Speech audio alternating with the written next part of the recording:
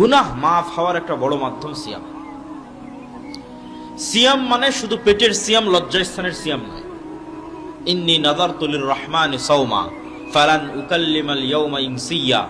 মারিয়াম আলাইহিস সালাতু ওয়াস সালাম বলছেন, আমি আজকে সিয়াম আছি তাই তোমাদের সাথে কথা বলবো না। সিয়াম আছি তাই কথা বলবো না।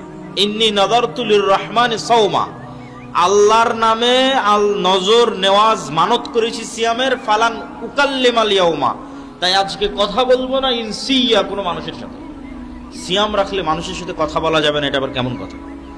তাহলে সিয়াম মানে কি এটা আমরা এখনো বুঝতে পারি।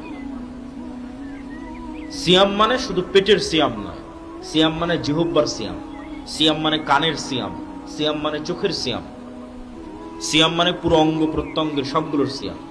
এগুলোকে বিরত রাখা গুনাহ থেকে। চোখ দিয়ে অশ্লীল দৃশ্য দেখা মানে এটা প্রকৃত সিয়াম নয়। কান দিয়ে অশ্লীল গান শোনা মানে এটা প্রকৃত সিয়াম নয়। ঠিক তেমনি আমি মুখ দিয়ে অশ্লীল কথা বলছি, এটা প্রকৃত সিয়াম নয়।